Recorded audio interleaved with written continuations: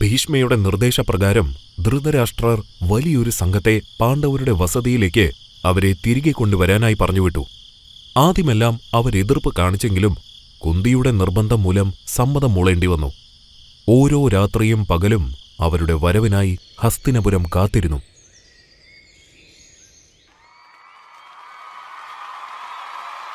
ജനങ്ങളെല്ലാം കൊട്ടാര വസതിക്ക് മുന്നിൽ തടിച്ചുകൂടിക്കൊണ്ടേയിരുന്നു.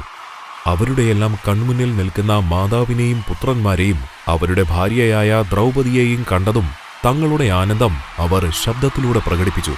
പൂക്കളാൽ അവരെ വരവേറ്റി. കൊട്ടാരത്തിനകത്തേക്ക് ഗാന്ധാരി കുന്തിയെ കൈപിടിച്ച് ക്ഷണിച്ചു. ശേഷം പാണ്ഡവർക്കും കൗരവർക്കും മുന്നിൽ രാജാവായ ധൃതരാഷ്ട്രർ ആ തീരുമാനം അവതരിപ്പിച്ചു.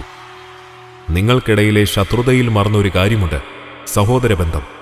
അതിനെല്ലാം കാരണം ഈ സിംഹാസനമാണ്, അല്ലേ? ഈ സിംഹാസനത്തിന് നിങ്ങൾ രണ്ടു കൂട്ടരും തുല്യ അവകാശികളാണ്.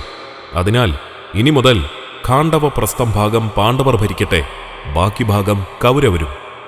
ധൃതരാഷ്ട്രരുടെ ഈ ഒരു തീരുമാനത്തിന് ആരും എതിർപ്പൊന്നും പ്രകടിപ്പിച്ചില്ല. എന്നാൽ ഈ തീരുമാനത്തിൽ ചെറിയ ഒരു പാകപ്പിഴയുണ്ടായിരുന്നു. കാര്യം, രാജ്യത്തിന്റെ നേർപകുതിയാണ് ഇരു കൂട്ടർക്കും ഭരിക്കുവാൻ ചുമതല കൊടുത്തതെങ്കിലും ധൃതരാഷ്ട്രർ സ്വന്തം പുത്രന് ഹസ്തിനപുരത്തിന്റെ നട്ടെല്ലായിരുന്നു കൊടുത്തത്. പാണ്ഡവർക്കോ പകുതിയേറെ വനവും തരിശുഭൂമിയും അടങ്ങിയ ഒരിടം. പക്ഷേ പാണ്ഡവർ ഇരു കൈകളോടെ സന്തോഷത്തോടെ അത് സ്വീകരിച്ചു.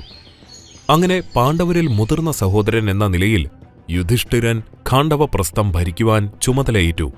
ഈ ഒരു ഘോരവനത്തിൽ എങ്ങനെ ഭരണത്തിന് തുടക്കം കുറിക്കണമെന്നുള്ള ഒരു ചോദ്യം യുധിഷ്ഠിരനിലുണ്ടായിരുന്നു.